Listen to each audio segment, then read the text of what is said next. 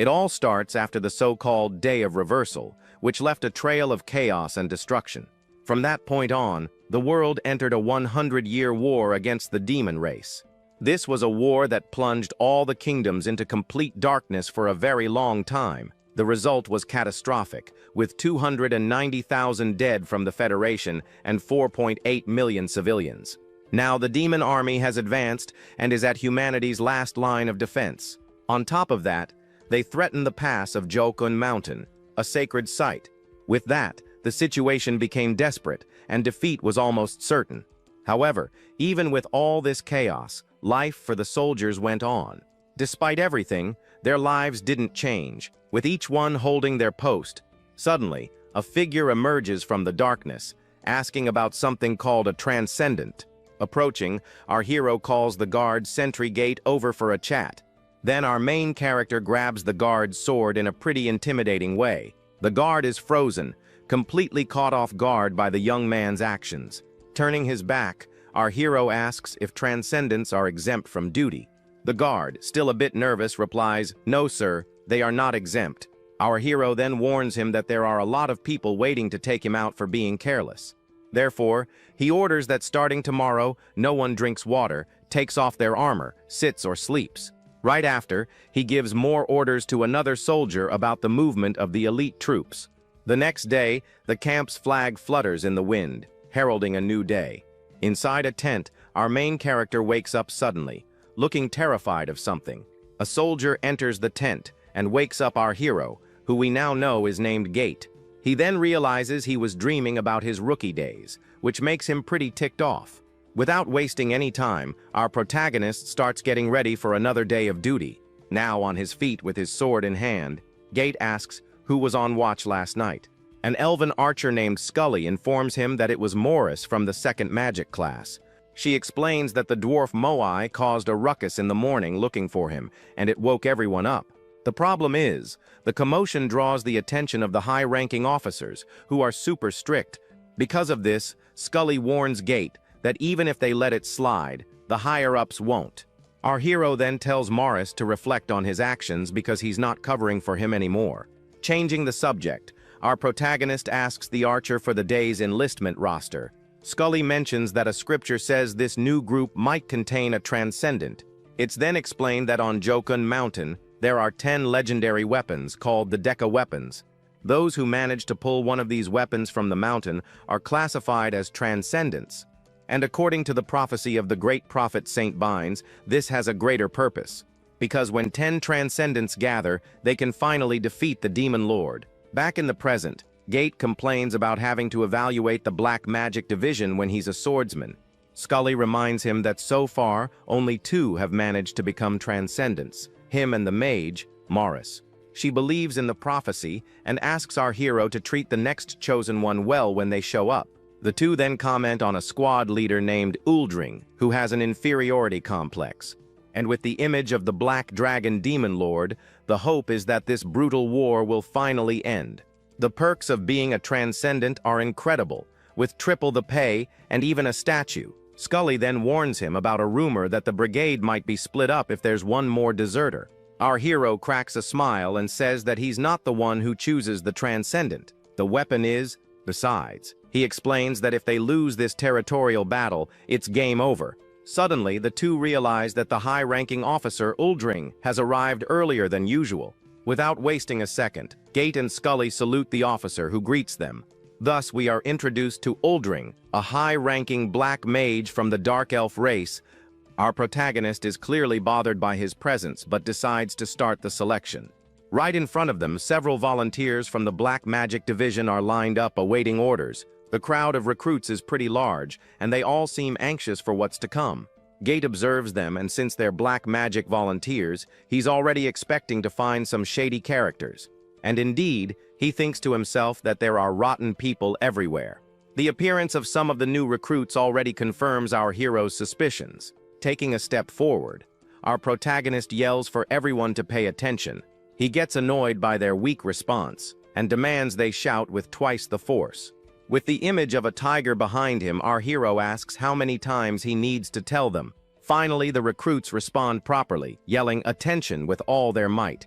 Satisfied, Gate explains that one of them will become a transcendent and remain in the unit, and even those who aren't chosen will be sent to important positions in the army. Finally, he calls up recruit number 7, the top of the class, named Swan, and says she looks apathetic. During the evaluation, our hero is startled by the eyes of recruit Zunia, number 29.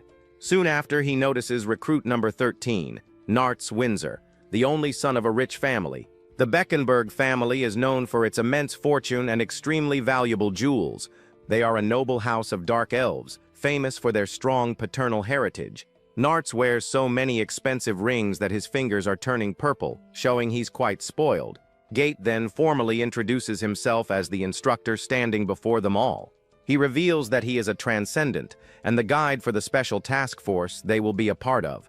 The recruits are shocked and wonder if the sword on his back is a Deca weapon. The scene shifts to Morris, the gnome who is also a transcendent, and he seems terrified of something. Now Morris is with the recruits, taking down uniform sizes for exchange. Suddenly, he's stunned to see that recruit number 13 has asked to exchange everything. Morris then realizes it's Nartz, one of the troublemakers Scully had mentioned. The gnome's expression gives away all his stress as Gate watches him from a distance. Our hero thinks that the bad recruits are obvious and plans to get rid of them soon. At that moment, Uldring approaches and calls our protagonist's name imposingly. The Dark Elf informs him that he will personally escort the new recruits to their barracks. Scully suspects he wants to confiscate something, but Gate tells her to pretend she didn't see anything. Then the archer says her goodbyes, saying she needs to sleep, and our hero dismisses her. Alone with Morris, our protagonist notices that the gnome doesn't look well at all. Worried, Gate approaches the trembling Morris and asks what's wrong. Suddenly, Gate remembers a violent attack that happened a while back. The scene shows the knight Jaga about to kick the small Morris on the ground. Next, the knight stomps hard on the gnome's head, who is unable to defend himself. We are then introduced to Jaga, a high-ranking knight who looks very angry. The poor gnome can only groan in pain with the knight's boot on his face. A soldier even asks Jaga to stop, but Gate says that gnomes can take a hit. Jaga then asks why the gnome doesn't get up as Morris bleeds on the ground. With a smile, he points to the gnome and says that he's perfectly fine. But when Morris gets up, Jaga attacks him again with his axe. Seeing this, our hero finally decides to intervene and stops Jaga's blow. The knight is furious with his actions and asks if our hero is challenging him. Our hero then stares him down seriously and introduces himself to the knight. He even asks if Jaga wants to get another scar on his face, as a threat. Our protagonist's glare is terrifying and shows he's not messing around. The scene then takes us to the vague prophecy from the scripture, which is still a great mystery. And as the long wait dragged on, someone finally pulled a Deca weapon, and those were Gate and Morris, who became the troop's new transcendents. But many soldiers doubt the prophecy and treat it as a simple legend. And in the midst of this brutal war, the balance of power is extremely fragile, because this balance is maintained only by the hierarchy and power of the strongest. With so many different species in the army, the order needs to be even more rigid. The illusion called transcendent is just bait to keep everyone in line. Jaga then asks if Gate is protecting the gnome just because he's also a transcendent. The knight repeats our hero's threat, asking if he wants another scar. However, Gate doesn't flinch and maintains his firm, threatening stare at the knight. The two glare at each other in a moment of pure tension, ready to fight. Suddenly, the archer Scully arrives, yelling Jaga's name, looking very worried.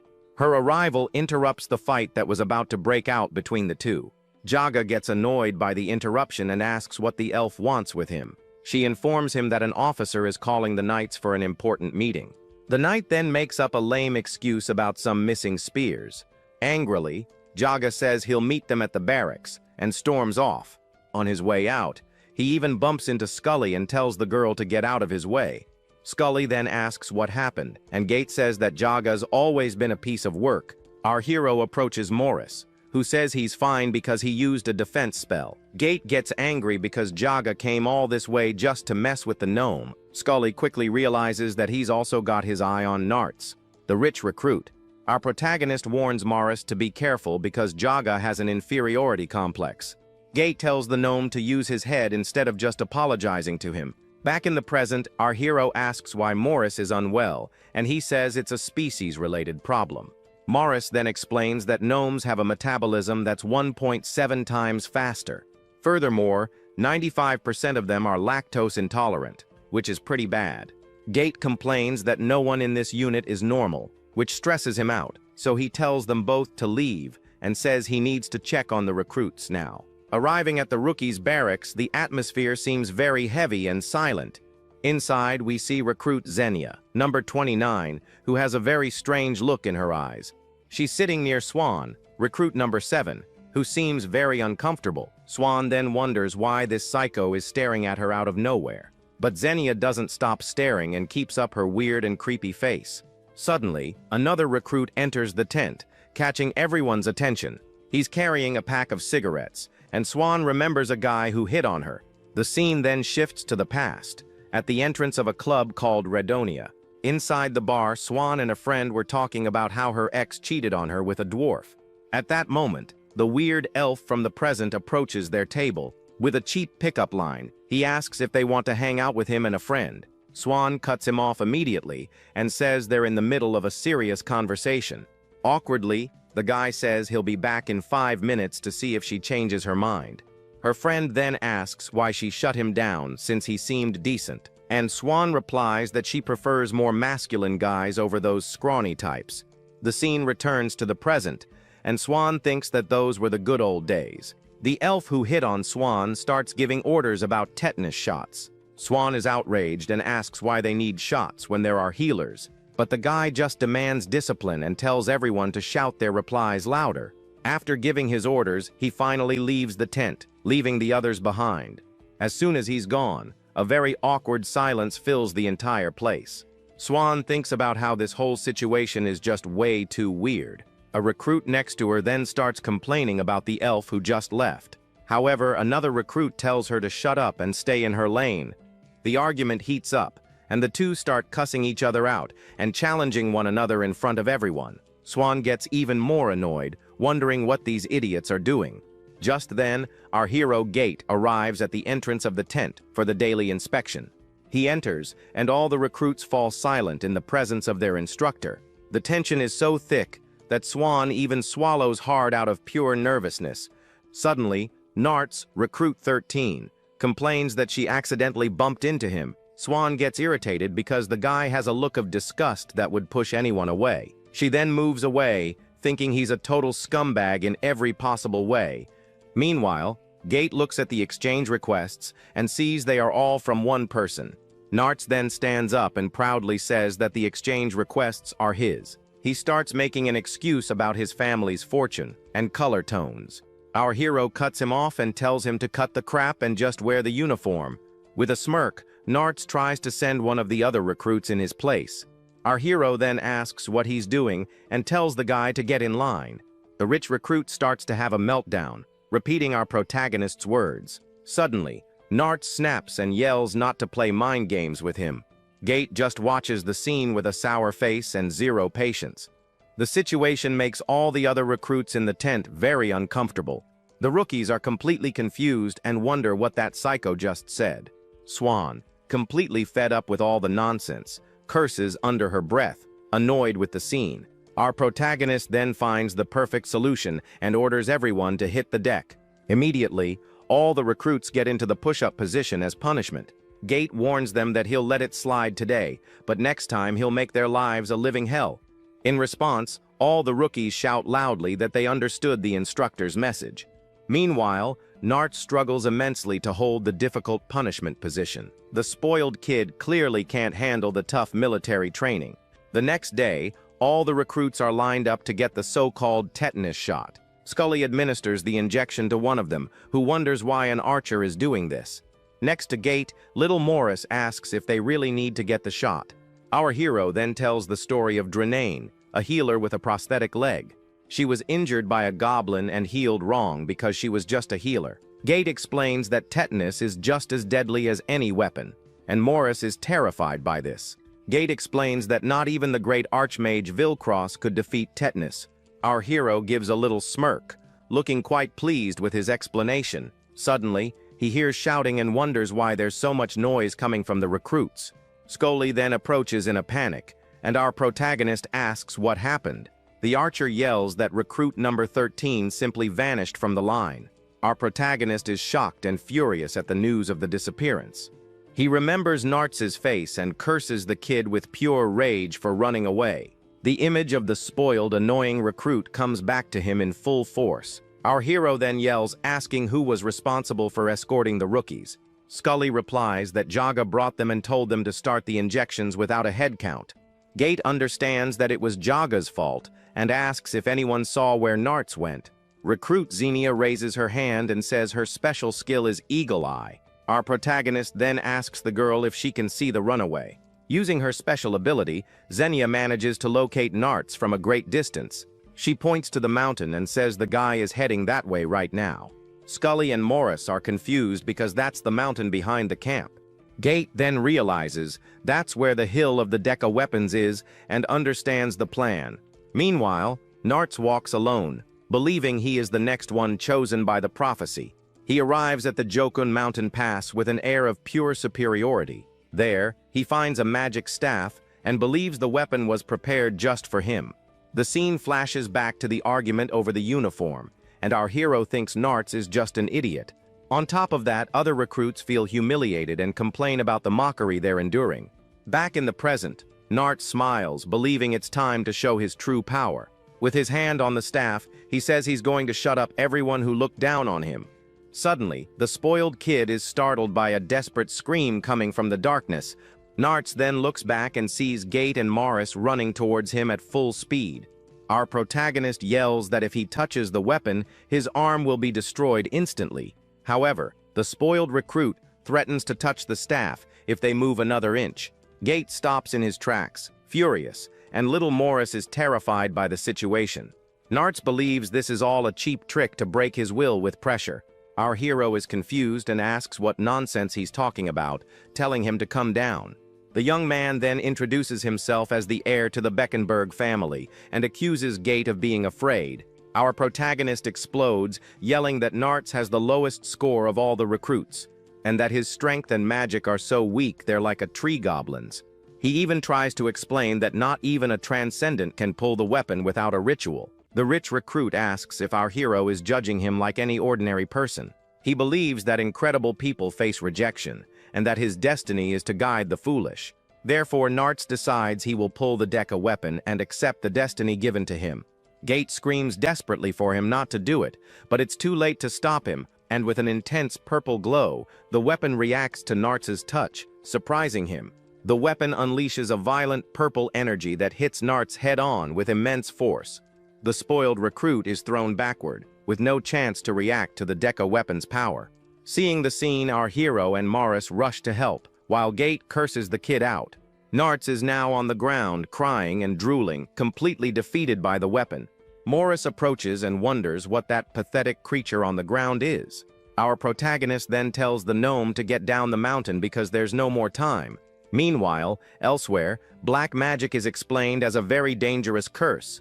Cladring then announces that today's training will be resistance to the devouring mist.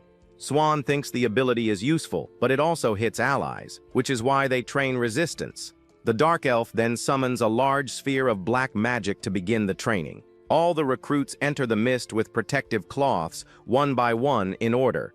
And the girl reflects that the only reason for this would be if one Dark Elf attacked another. Suddenly, Uldring yells for everyone in there to remove their protective masks immediately. Swan is furious with the order and clutches the cloth on her face in disbelief. She complains that the training is barbaric and only serves to force them to adapt. Without protection, all the recruits start to feel sick and suffocate in the mist. The instructor then approaches one of the rookies who is suffering from the training. The Dark Elf holds him tightly as the young man cries out in pain from the magic's effect. To make matters worse, Uldring orders everyone to sing a military song in the middle of the chaos. In the midst of it all, recruit Swan remains standing, firm and strong, enduring the pain. Swan cries in pain and thinks that Uldring is a very cruel kind of guy. Uldring says that a transcendent becomes his assistant, but the treatment is anything but good. The girl then wonders if she could put up with the mood of that guy she hates so much. However, The rewards of a transcendent are great, and she decides she will persevere. She thinks the system has its flaws, but being a transcendent would free her from annoying veterans. Procling Arva finally ends the training, and the girl is relieved it's over. Already outside, everyone rests for 5 minutes before the next stage of the day. Swan then reflects that being an orphan, she just wants to save money and get out of the army. Her only goal is very simple, not to die and to live for at least 500 years. Suddenly, Uldring notices the arrival of our hero and Morris in the distance.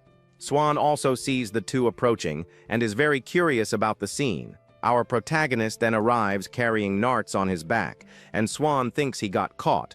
Uldring approaches and asks our hero what happened, and if the kid is dying. At that moment, Scully arrives in a panic and says there are no healers nearby. Gate asks Morris if he can help, but the gnome says that buffs and healing are two different things. The dark elf also says he can't do anything since his magic only causes damage. Our hero tells Scully to look again, and she runs off to check the holy water fountain. Then, recruit number 7, Swan, raises her hand, drawing everyone's attention. She says with confidence that she can solve the problem using her black magic. Uldring and our protagonist are shocked and ask what she just said. In disbelief, Swan analyzes the situation and realizes Narts has a cursed creature on him. It's a type of magical parasite called a dentacula that's sucking his life force. The girl explains that she can weaken the parasite using a black magic spell. However, Uldring doesn't believe her and tells her to stop talking nonsense and wait for the healers. Our hero then agrees with the idea and says that since it's an emergency, she should try. He adds that if it doesn't work, they'll just wait for help to arrive. Swan then asks to borrow Uldring's staff, leaving the dark elf quite surprised. With the weapon in hand, the girl positions herself to begin the spell on the fallen recruit. A purple aura surrounds her as strange words come from her mouth. Next, a huge magic circle forms on the ground with the power of the incantation. The spell then hits Narts head-on, and the young man begins to writhe in pain. The dark creature that was attached to him starts to break apart bit by bit. Swan finishes the spell, and the parasite completely disintegrates in the air. The last fragments of the shadow vanish, and everyone falls silent. Gate, Uldring, and Morris are open-mouthed, unable to believe what they just saw. Slowly, Narts wakes up, looking much better and a little confused by everything. The girl looks tired but maintains her composure after using so much power. Uldring then looks at our protagonist and admits that the recruit is quite useful. The scene then shifts to a dark night over the walls of a distant fort. Suddenly, we see a nightmare with a giant demon and Swan trapped among skulls.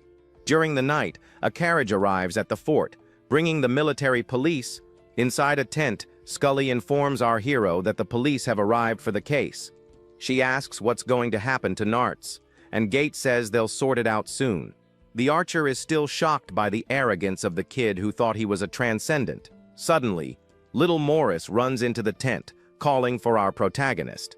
With a panicked look, he announces that they've both been summoned to the officer's room. Our hero then wonders why he and the gnome were called in there together. The scene then shifts to the officer's room, where the tense meeting will take place.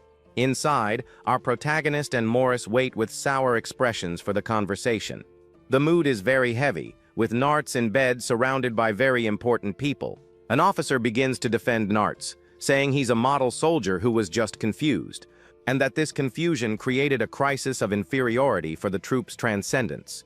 Furthermore, he accuses our hero of ordering the act out of jealousy for the recruit's position. Our protagonist is furious with the lie and asks what kind of joke this is. Pretending to be sad, the officer says that it's all his fault for being their senior. Next, a man with rings says he will discipline the two soldiers for the incident.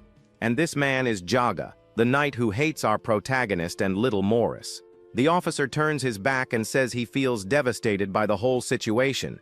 Jaga then reaffirms that the two soldiers will be punished very severely soon. Our protagonist seethes with anger, thinking that this guy is a garbage human being. Little Morris panics and denies the accusation with all his might.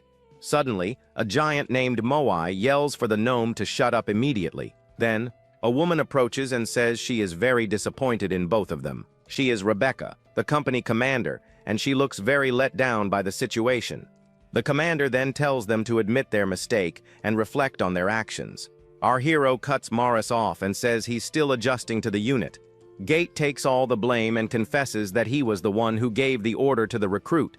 Rebecca praises our protagonist's attitude and scolds Morris for not confessing. However, the police officer says that even with a confession, the case cannot be ignored. The commander then asks to be excused and approaches the officers for a private chat. She reminds the officer that the two are transcendents, and that changes the whole situation. Rebecca threatens him, asking what his rank is and if he wants to die right there. Right after, she says she's just kidding, and that the higher-ups don't want any trouble. The commander then tells him to leave the punishment to them and just report the details. With the police gone, Moai says that everything was resolved thanks to Rebecca's intervention. But the commander seems very angry about something and glares off to the side. She tells Moai to see her later, and the giant agrees, terrified of the woman. Jaga then appears with a smile and says the two were very lucky this time. He hands them a paper with the punishment, 7 days of running and 10 laps around the courtyard.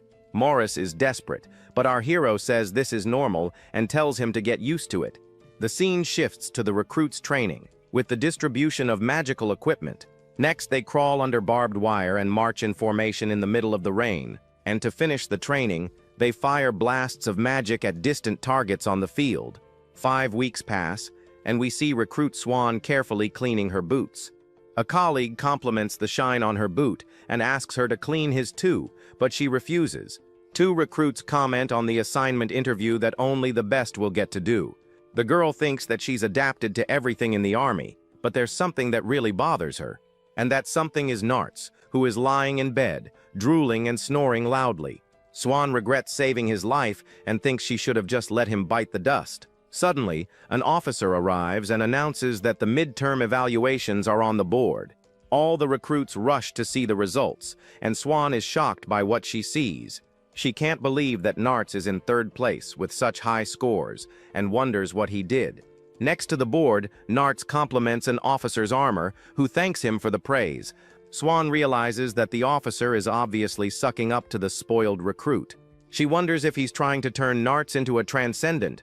No matter what, the scene then shifts to the regular soldiers' barracks in another part of the fort.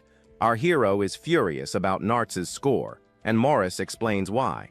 It turns out that Jaga gave him the highest scores in every possible category. Gates says the scores don't matter, but Morris explains that in the Central Brigade they do. The gnome wonders if Oldring will just stand by and watch Nartz become his assistant. Morris asks if our hero isn't angry, and he says he expects nothing from humans. The gnome is impressed by our protagonist's calmness and disgusted with Jaga. Back with the recruits, Nartz complains of thirst and asks for some holy water to drink. An officer then yells and asks who's on water duty, and Swan and Xenia report. He orders the two to fetch water, and they leave to carry out the superior's order. The two carry a heavy pot, and Swan complains that they should make the giants do this.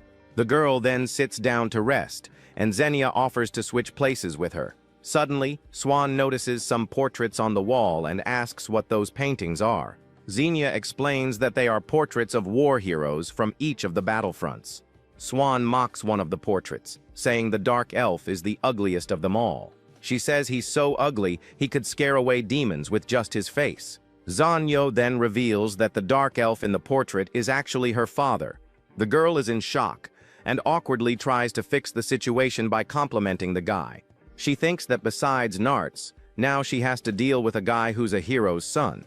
Swan then asks why he's here, and Xenia says it's to serve his country. She wonders what he's thinking and if he sees her as some poor wretch. The scene then shifts to Xenia, thinking about which part of a mug is the safest. While they fill the pot with water, the two talk about their future assignments. Swan says she'll try for the extraction, and if she fails, she'll stay in the Central Brigade.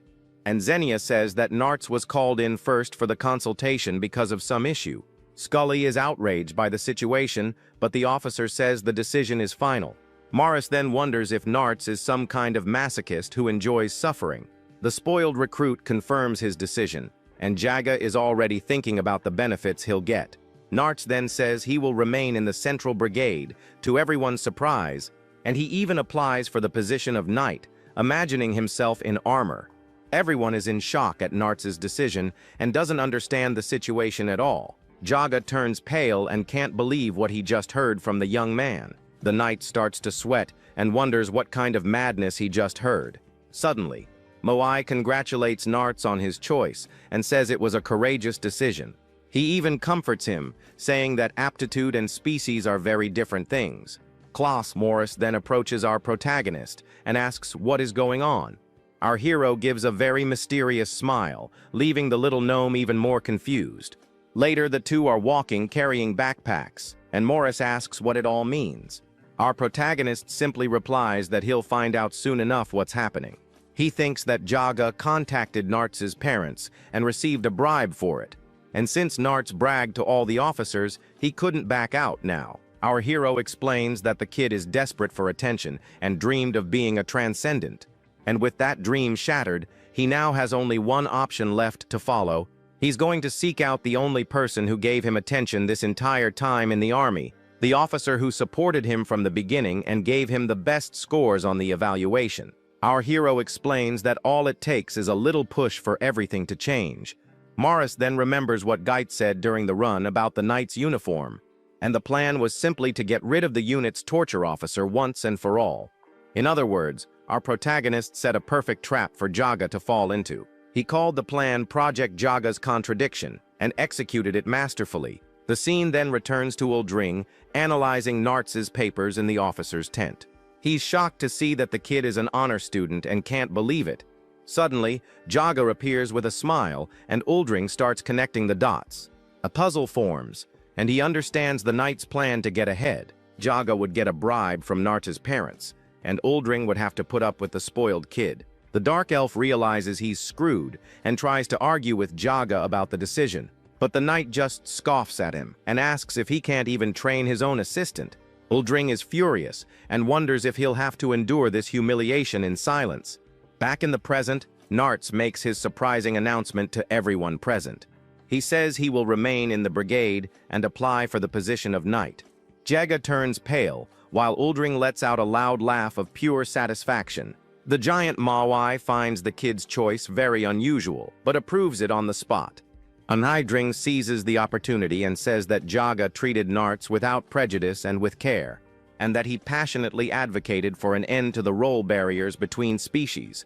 Therefore, Uldring suggests that the higher-ups recognize Jaga's sincerity and laughed. Mawai says that in the end, sincerity always wins, and Jaga tries to argue against the decision. Uldring then provokes him, asking if someone received a bribe or forged the scores. He even tells the knight to accept the result and obey the chain of command. Jaga is furious but can't say anything in front of the officers and Nartz.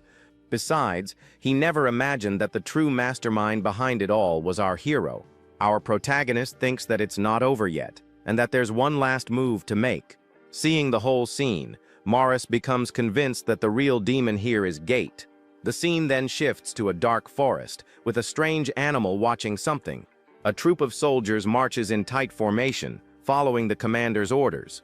And among them is Xenia, who finds a strange little rock on the forest floor. She picks up the object and keeps it as a souvenir while Swan watches from a distance.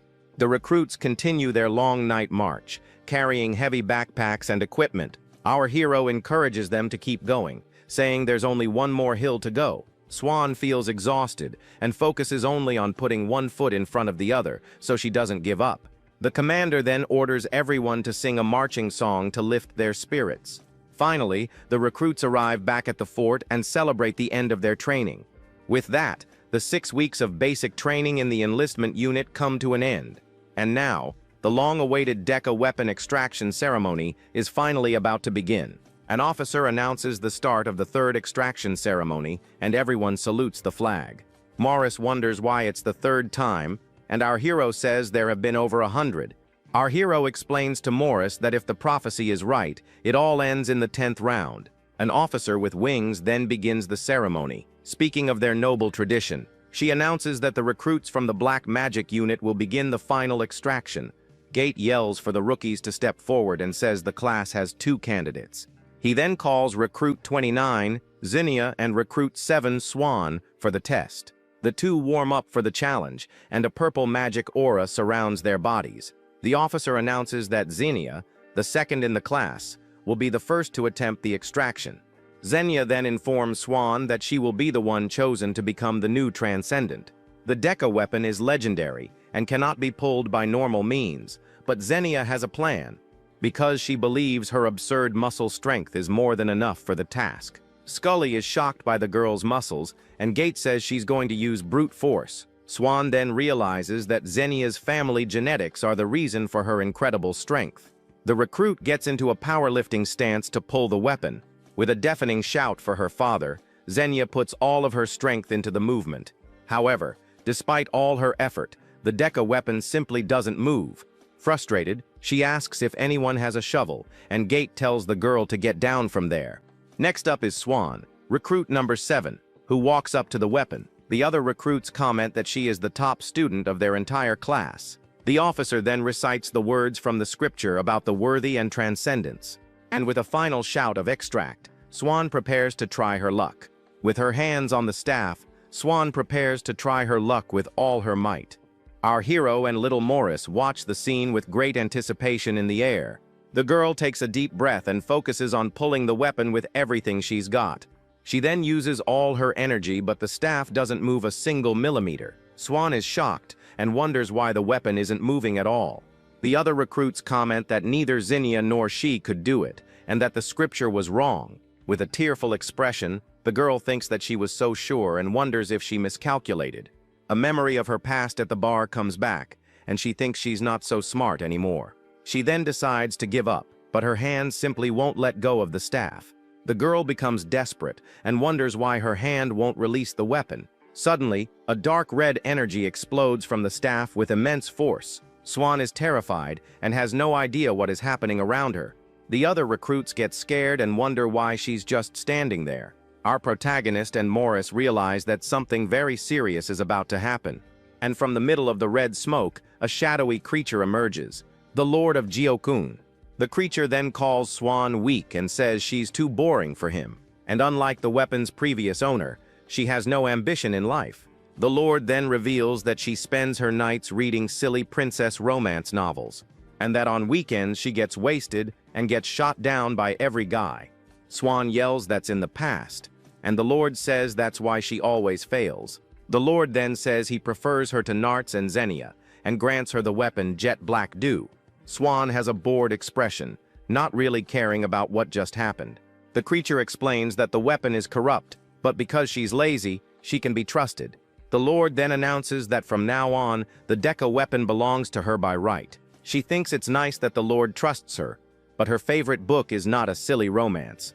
Suddenly, the girl gets angry and yells that her book is actual literature. Everyone present is shocked and has no idea what she's talking about. Swan then snaps back to reality, very confused by her own over-the-top reaction. The other recruits awkwardly start applauding the troop's new transcendent. Ironically, the girl just stands there with the staff in her hand, not understanding how she did it. Due to her humble personality, she obtained the weapon and became a transcendent black mage. However, the first female transcendent ended up bothering some of the army's female veterans. They complain that the girl will get triple the pay and that she'll be cursed for it.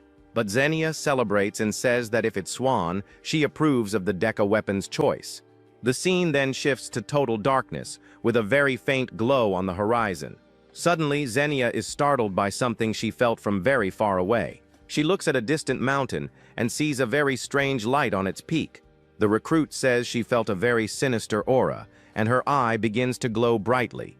The energy on the mountain grows more and more intense, and a dark power spreads, and in the middle of it all, the image of terrifying demons emerges in the darkness of the night. The recruit's completion ceremony finally takes place under a very cloudy and gloomy sky. Swan reflects that finishing the training is satisfying, but she also feels empty because it's just the beginning. Unexpectedly, Xenia appears behind the girl and calls out to her, giving her a good scare. The new transcendent gets startled, and her colleague explains she didn't say anything so as not to spoil the mood. Then, the muscular recruit reveals she saw demons gathering on one of the mountain peaks. The The girl then hands a strange object to Swan and asks her to take it to our hero. The item looks like a spiky ball, and Xenia warns that it's a bad omen. The elf is confused, wondering if it's a rubber ball, but agrees to deliver it. Suddenly, the muscular recruit opens her arms dramatically, leaving the other girl completely clueless. Then, Xenia gives the new transcendent a big hug, thanking her for the last 6 weeks together. The girl responds a bit awkwardly as the other says goodbye, waving from a distance. In the background, 2 other recruits who fought at the beginning are hugging and crying as they say goodbye. The carts start to leave, and the new transcendent, losing her patience, tells the others to be quiet. Next to Gate and Morris, the girl thinks that they'll never see each other again anyway. Our protagonist complains that the newbies are already thinking about vacation, and Scully agrees with him.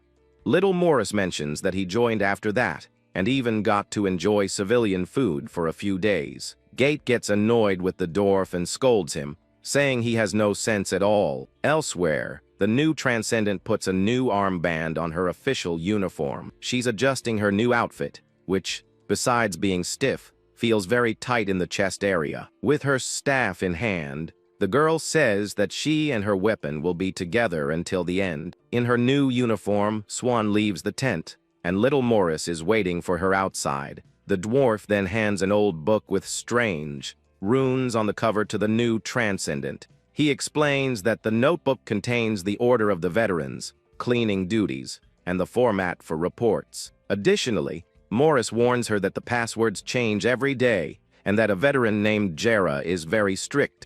The dwarf then leaves her alone to memorize everything, and warns her to never let go of her weapon, Deca. With a focused look, the girl stares at the book confidently, as memorizing is her specialty. While studying, the elf hears a strange noise coming from somewhere nearby and gets curious. The sound was coming from our hero, who was training with his sword, starting with 1 repetition. Then, he performs a powerful strike called Stone Splitter Cut, a sword technique that splits rocks. From the tent, the girl watches the training and wonders if that brute force technique works in combat. Suddenly, the new transcendent remembers the strange object Xenia asked her to deliver. The scene cuts to Uldring reading a book and letting out an evil laugh, looking very pleased. The dark elf walks along happily, thinking about what he'll teach the rookie first, since she's smart. Passing by another tent, he yells at someone, telling them to at least take the dirty clothes out of the locker. He continues on his way, humming happily about having found the new assistant. With a serious expression, the dark elf gets the attention of 2 people who are nearby. Right ahead were 2 veterans who are about to be promoted to officers. One of them is Jera, a high-level healer elf known as the Serpent Eyes of the West. The other is Azan, a high-level giant tank nicknamed the Muscle Brain of the South. The dark elf, who was a demon to the newbies, now looks like a simple recruit in front of them. The veteran Jera asks the dark elf why he's smiling so much. Azan pressures him, complaining that a rookie got an assistant before they did. With a smile, Jera tells the dark elf to bring the assistant to the recreation room. The dark elf grumbles that the new transcendent is still in her protection period. The healer overhears the comment and becomes furious with the dark elf's audacity. Then the giant hits him hard, asking if he's challenging her. Intimidated, the instructor falls to the ground and agrees to bring the girl immediately. He walks away feeling miserable as he heads toward the rookie's tent. Inside the tent, Swan is sitting on her bed, waiting for her next orders. The dark elf enters and calls her outside, praising the girl's good posture. Outside, he's smoking and asks her if she uses a certain type of herb, and she says no. The instructor seriously warns her to never do something like that. The girl looks at him with a serious gaze and firmly replies that she won't. She asks if he isn't a veteran too, and he explains that the hierarchy is strict. He warns her that he can protect her from many things, but not from the veterans.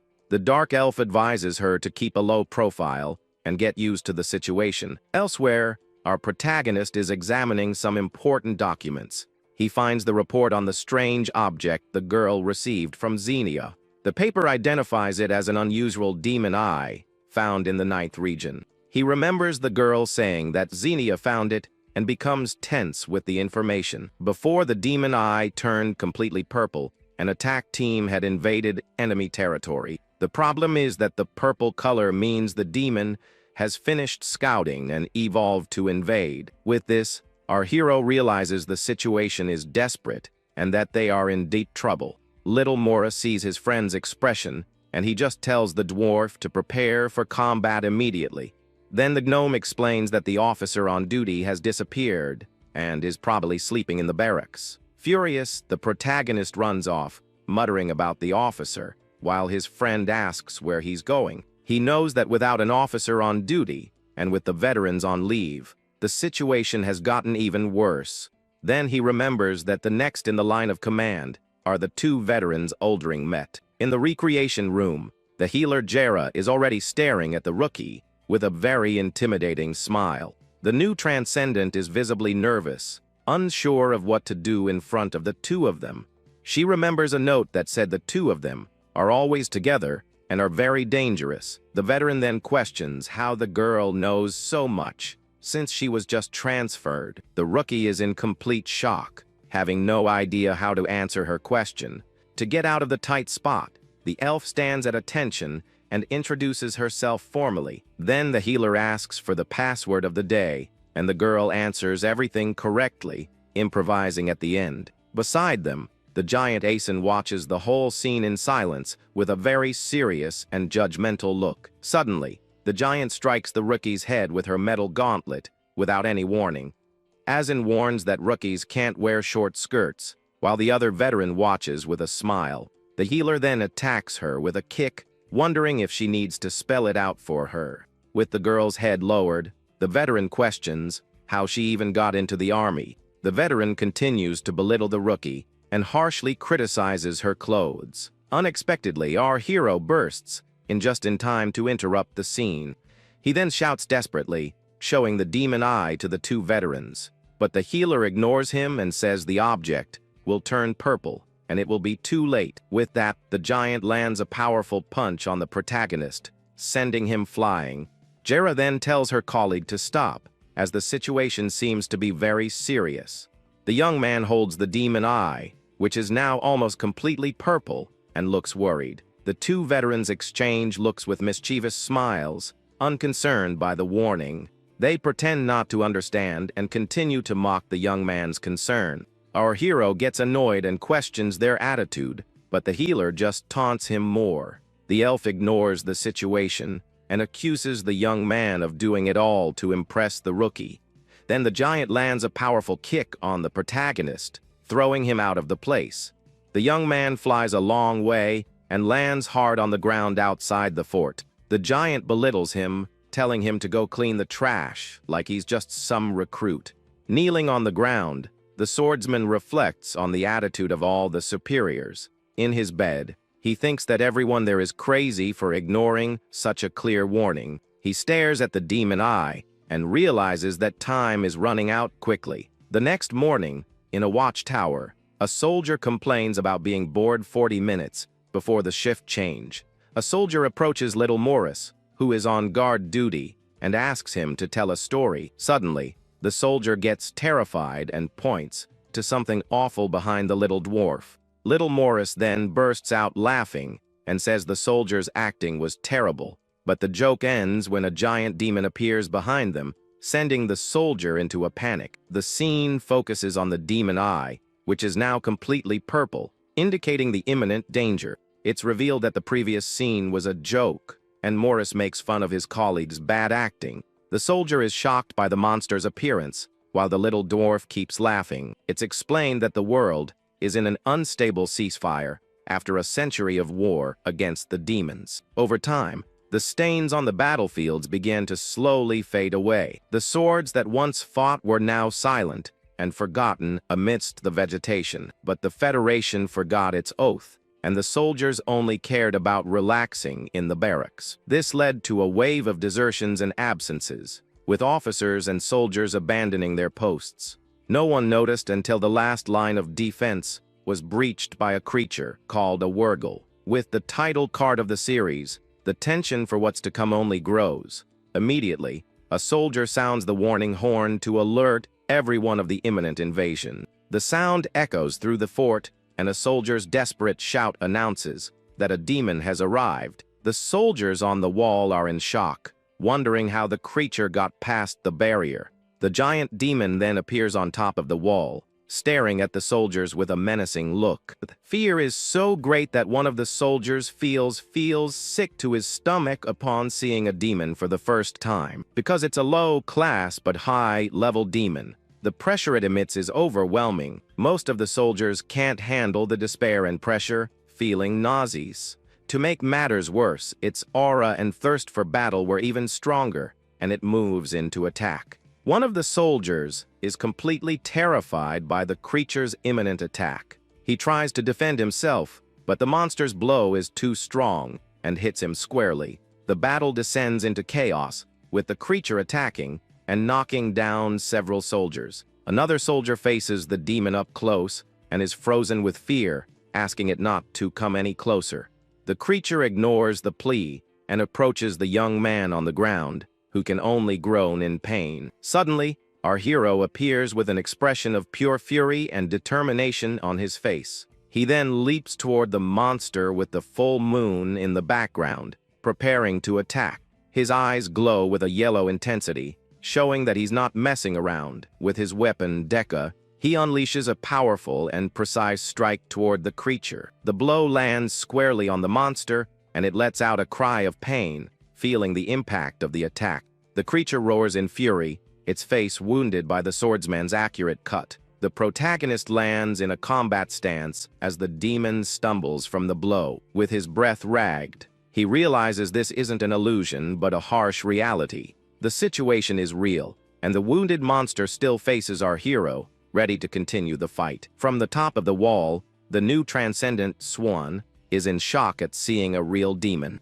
Meanwhile, the archer Scully and her squad get into position to provide support with their arrows. The scene shows the soldiers surrounding the creature in the courtyard, preparing for a team battle. A young elf soldier is completely terrified by the scene and can barely move. Swan is also scared and sweating, wondering what on earth that thing is. Suddenly, she feels a strange sensation, and her body trembles before the creature. The dark elf approaches the new transcendent and asks why she's shaking so much. Meanwhile, our hero notices that besides Oldring, there are no other veterans or officers around. The instructor wonders where the other cowards have hidden since the warning horn sounded. Then he scolds a soldier, telling him to stop coughing and put on his protective scarf. The wounded monster gets to its feet, and a strange liquid starts to drip from its tail. Our protagonist recognizes the substance and realizes it's a demon swamp. It's explained that the reason Wurgles are so dangerous isn't just because of their aggression. The real danger is a mucus that comes from their bodies, which is called the swamp. This liquid spreads across the ground and begins to solidify rapidly in the courtyard. With that, the ground becomes contaminated and instantly transforms into demonic territory. Seeing the girl frozen, Oldring yells at her to snap out of her trance and start using magic. He shakes her forcefully, trying to pull her out of her shock so she can help in the battle. Suddenly, a knight appears, wondering if it's his turn to jump into action. And this knight is Jaga, who shows up mounted on a horse with a very strange look on his face.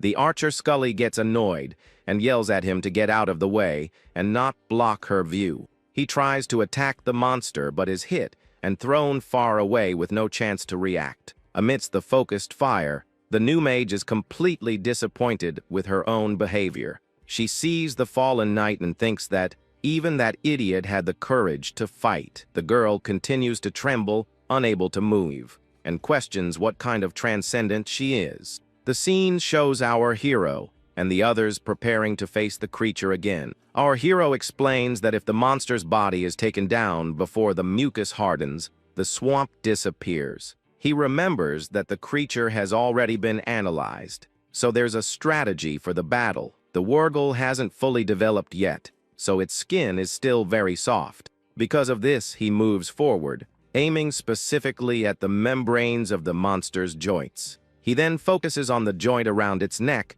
as that is the creature's vital point. Then the swordsman unleashes a powerful strike, planning to cut the weak spot in one go.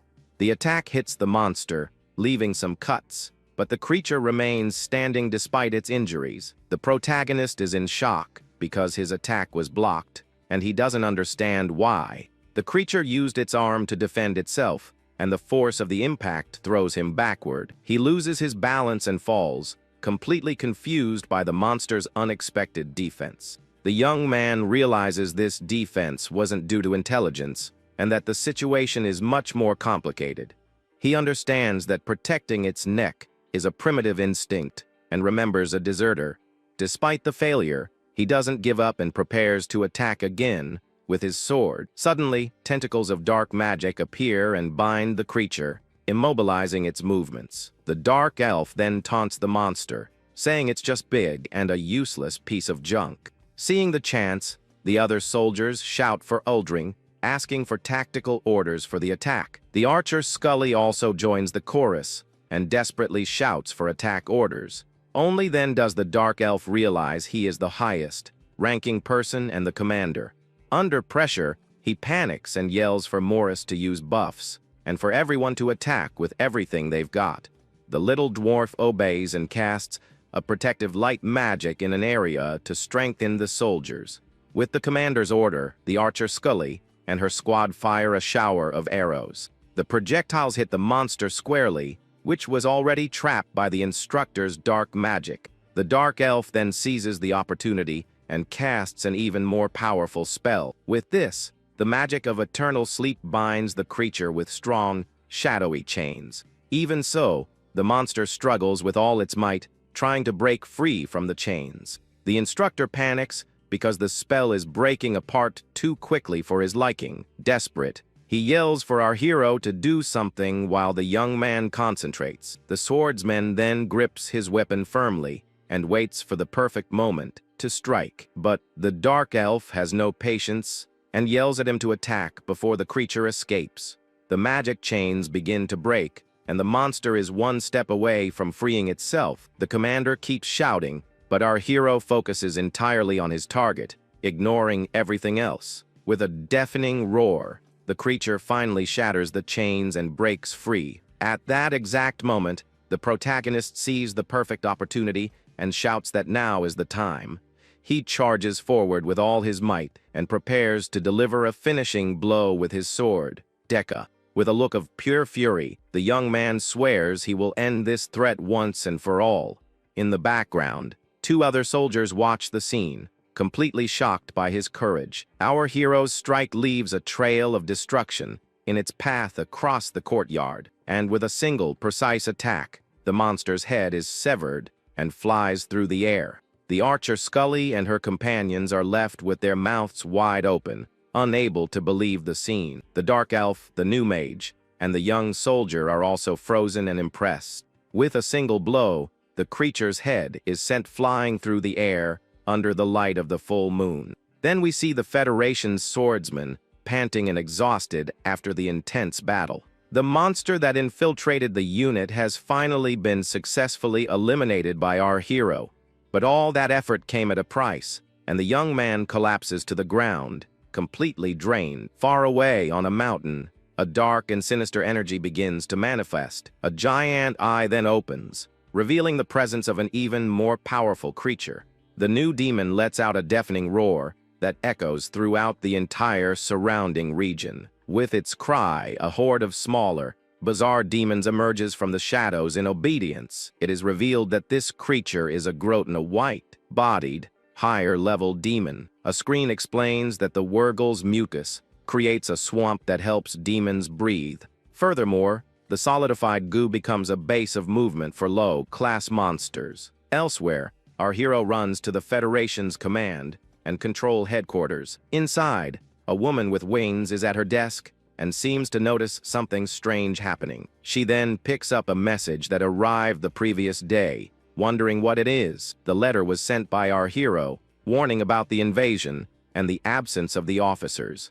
The winged woman is shocked as she holds the evidence he sent the demon eye. The scene then cuts to the conference room of the Federation headquarters officers. The winged woman bursts into the room, desperate to warn everyone about the emergency situation, but she stops suddenly when she sees the officers looking intently at a crystal ball. Captain Rebecca and the others welcome her, saying she arrived at a good time for the meeting. The winged woman becomes tense and explains that there is an irregular signal coming from the scrying orb. She says they hadn't received an image for a long time and thought the crystal tower was broken. Captain Rebecca analyzes the letter and realizes the young man predicted the demonic infiltration yesterday. One of the officers doubts the information and questions if the demon bestiary has any real basis. But the image from the orb confirms everything and shows that the transcendents have proven their usefulness. A more serious officer says that with the border destroyed, there's no time to waste, and they must advance. However, another, older officer reminds everyone that they are in a ceasefire period. The younger one gets angry and shouts that demons are not people, but vermin that need to be exterminated. He continues his lecture, questioning how the other can say that with the defense lines breached.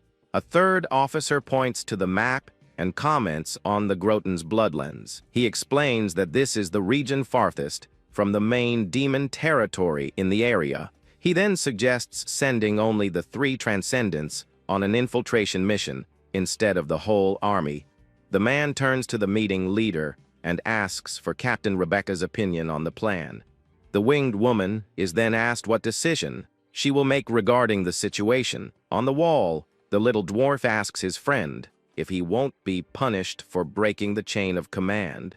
The young man replies that it's an emergency, and he no longer trusts his superiors as the swamp spreads. Our hero observes the goo and understands that the Wurgle only moved so much because of another swamp.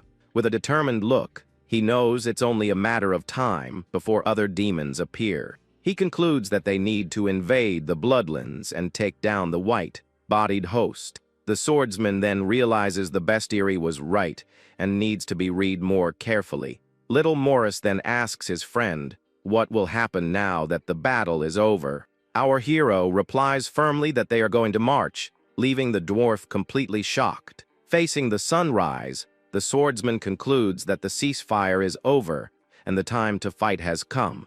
The bestiary reinforces the idea that history has always been about taking down others or being taken down, with no other option. On the wall, the night Jaga appears, wondering what on earth happened all night. He gets annoyed and questions why the monster was quiet, and then suddenly attacked with full force. With contempt, he tells a wounded soldier to be quiet, but then immediately asks for him to be carried away. Meanwhile, the veterans are smoking and mocking the newbies who fought the demon. The new transcendent observes the scene from a distance and finds the whole situation very depressing. An older officer arrives, shouting furiously that the reporting system is a mess. He then curses at the group and orders everyone who made the mess to clean up the filth and stains. Suddenly, rain begins to fall, and a strange feeling hangs in the air, making everyone tense. Our protagonist feels a weird discomfort and tries to understand the reason for that feeling. The crystal transmission tower is shown under the heavy rain, looking very mysterious. Someone writes a false report, crediting the victory to Sergeant Moe with 0 casualties. The sergeant then relaxes in his chair, happy that Rebecca isn't around to bother him. With a dark look, our hero wonders if this whole situation is actually real.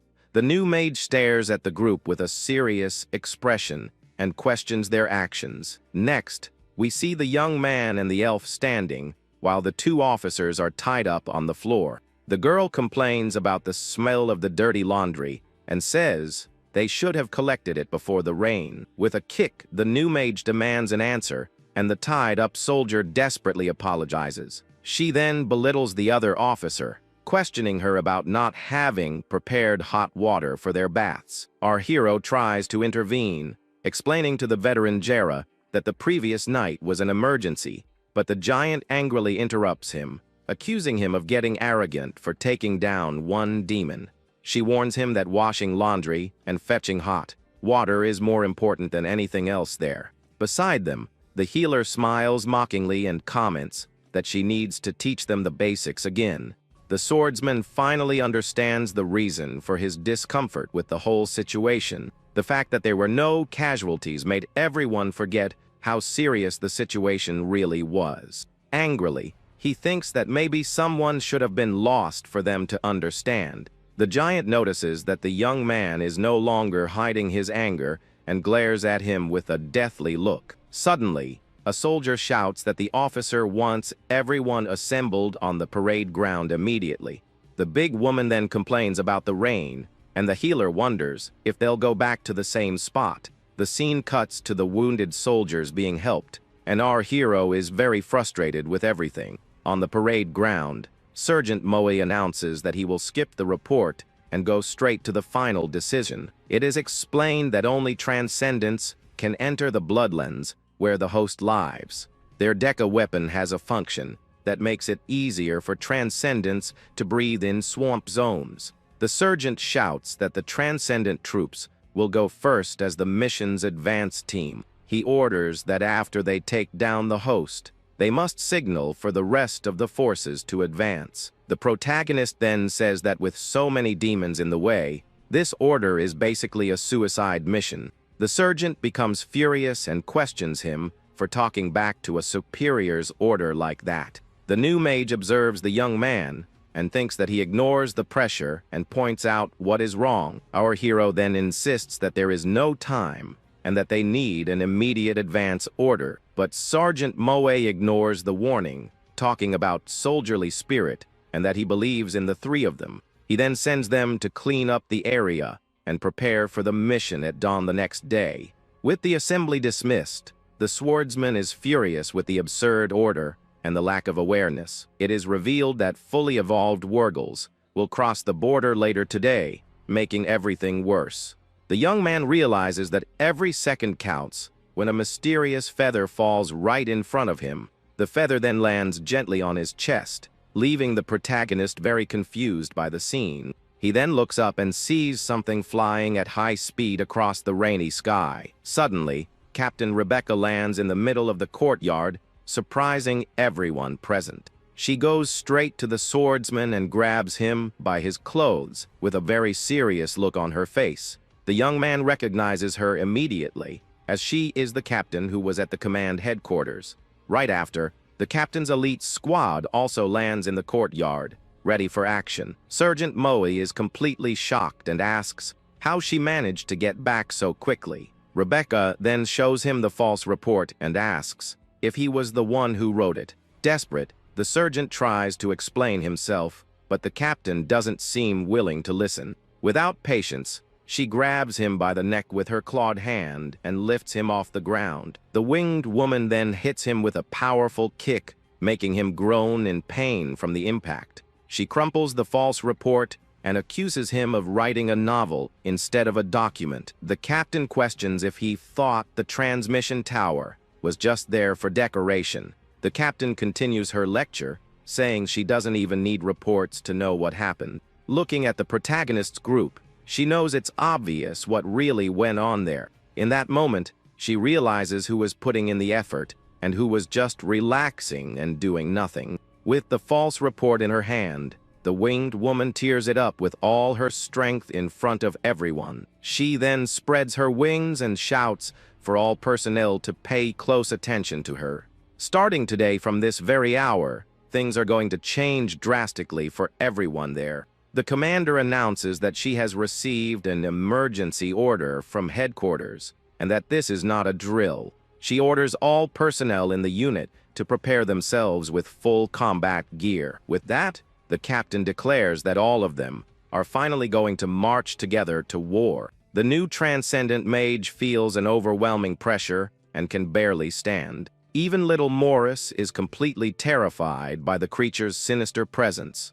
But our hero tries to pull himself together and stay focused, knowing he can't waver now. He understands that if he loses concentration, everyone there will fall to that giant demon. At that moment, the creature shows its immense power, making the pressure in the area even greater. Then, the monster charges full speed towards the swordsman to start the fight. With that, the creature's aura makes the protagonist and his companions feel very nauseous. The girl then falls to the ground, regretting that she became a transcendent. It's explained that their fear is an instinctive surrender ingrained since the beginning of time.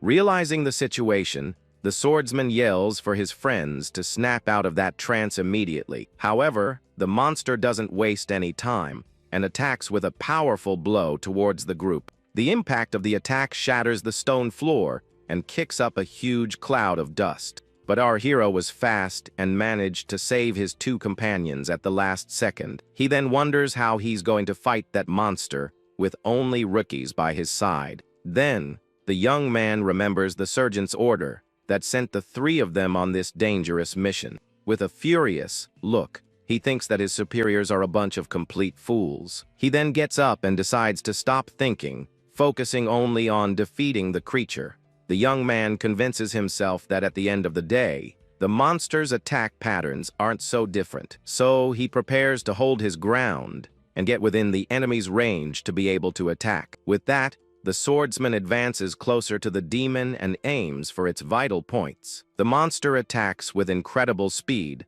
and the swordsman tries to defend against the blow, but he realizes his attack had no effect on the creature in front of him. With that, the demon attacks with a powerful strike, sending the young man flying. The protagonist flies through the air and hits the ground hard, getting badly hurt from the impact. He thinks his attack was perfect, but even so, he couldn't cut through the monster's skin. Down and injured, the young man wonders how he's going to defeat that thing. Then he remembers a deserting soldier and his sword with a strange design. The scene shows a dark-skinned elf showing off the weapon with a very confident smile. The soldier from the past says that a friend named Leo drew that on the sword for him. Back in the present, our hero is shocked as he understands the whole situation. He realizes that soldier didn't desert like everyone at the fort thought.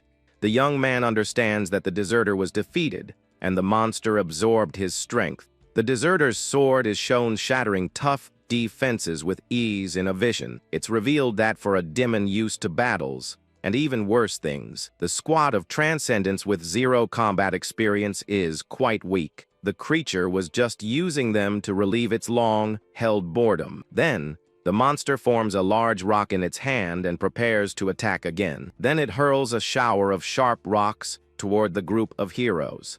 The new mage and the small dwarf are hit and thrown far away by the impact. With that, the two of them fall to the ground, seriously injured and unable to move. The monster watches the swordsman, who struggles to get up from the ground. Without wasting time, the creature charges full speed towards the fallen young man. It continues its powerful charge with the goal of taking out the protagonist.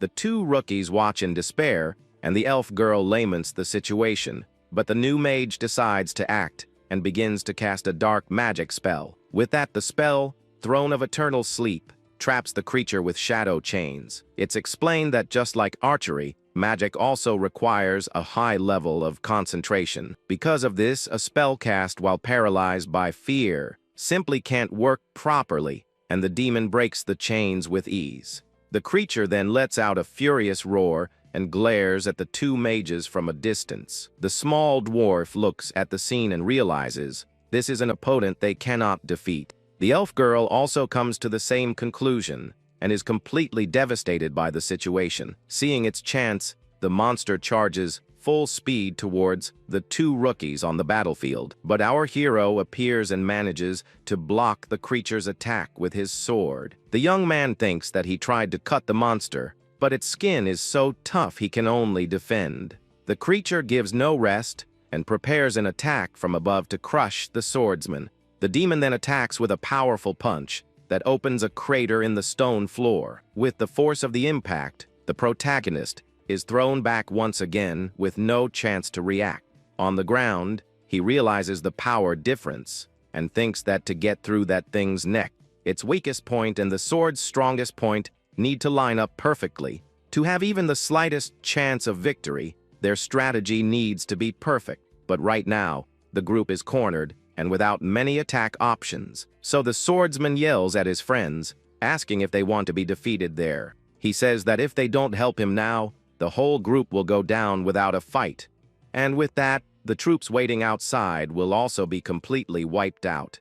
The young man asks them to think of nothing else and focus only on defeating the monster. With a serious look, the two rookies concentrate completely on the enemy before them. The protagonist then says that the worst that can happen is they all fall in battle. Their leader's words, spoken calmly and with a tone of resignation, actually made the new mage named Swan feel much calmer. She then remembers that to restrain a demon of that level, the only option is the Kalastrutra spell, but the spell's binding force gets weaker the farther it is from the ground. So when the monster's head is close to the ground, she needs to use all her mana. The swordsman thinks that it's hard to hit a stationary target, let alone one that moves quickly. The girl stays silent for a moment, thinking of a solution to the big problem. Suddenly, the elf girl has an idea and decides to test a very risky hypothesis. She understands that if inertia increases, the momentum that needs to be controlled also increases.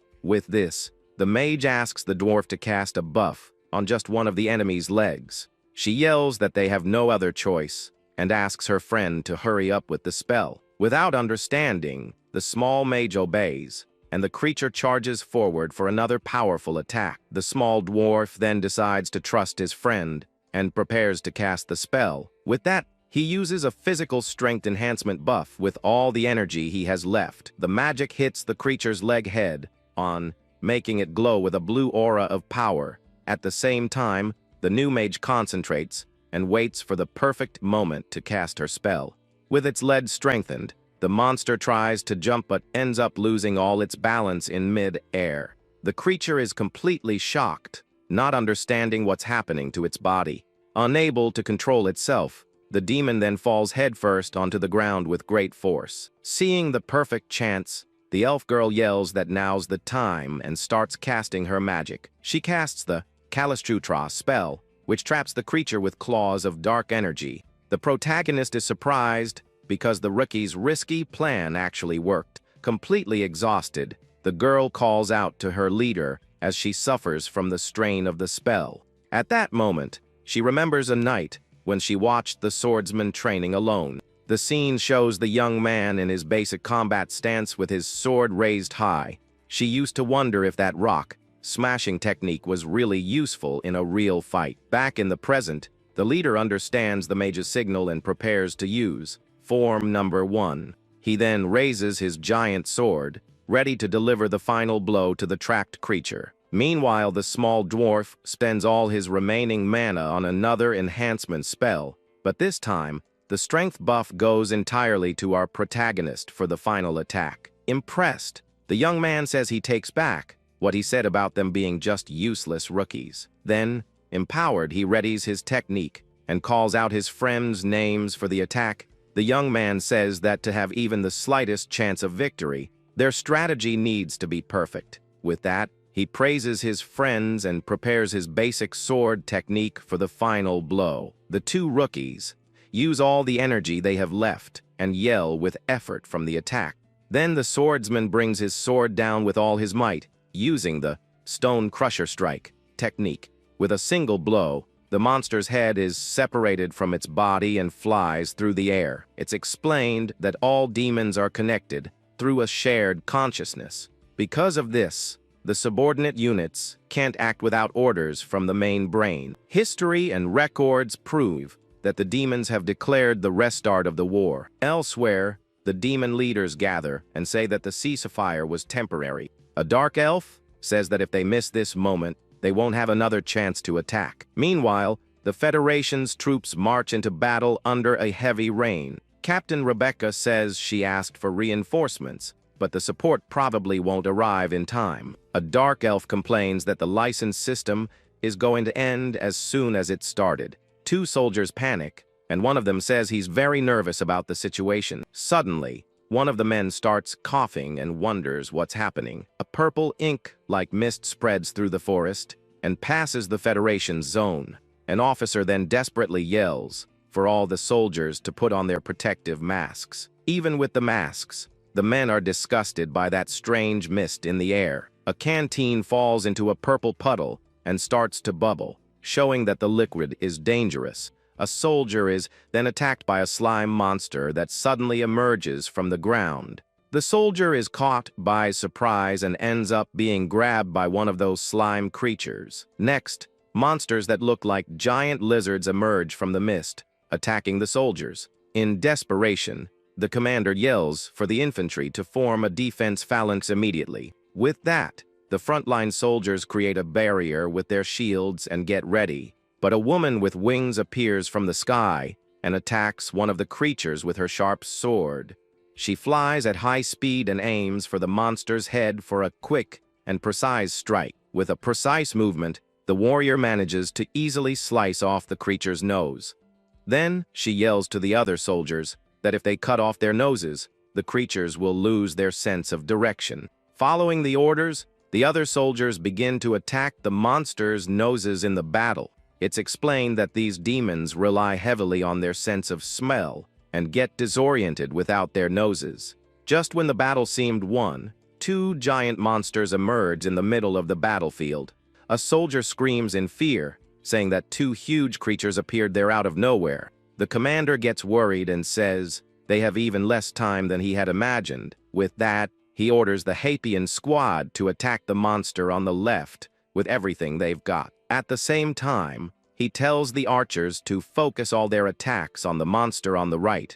The arrows hit the creature, but don't seem to cause much damage to its thick hide. Even so, the monsters feel the attacks, and the defensive line begins to break. One of the giants raises its paw with sharp claws, ready to crush the soldiers. The creature attacks with a powerful blow and destroys part of the barrier with its strength. One of the mages in the rear is hit and ends up being dragged away by the monster's attack. An earth spell creates sharp stakes that rise from the ground to impale the enemies, but the white-haired mage manages to hold back the giant monster with his bare hands. Our hero then yells that he'll take care of the creatures and tells the others to use the ink mist. With that, the elf snaps out of his trance and remembers he needs to use the mist in the holes. The mage then prepares to cast the Vincent Savant spell with all his energy. He remembers that the sergeant sent only the three transcendents to the front line. With that, the elf releases a powerful wave of purple energy that spreads across the field.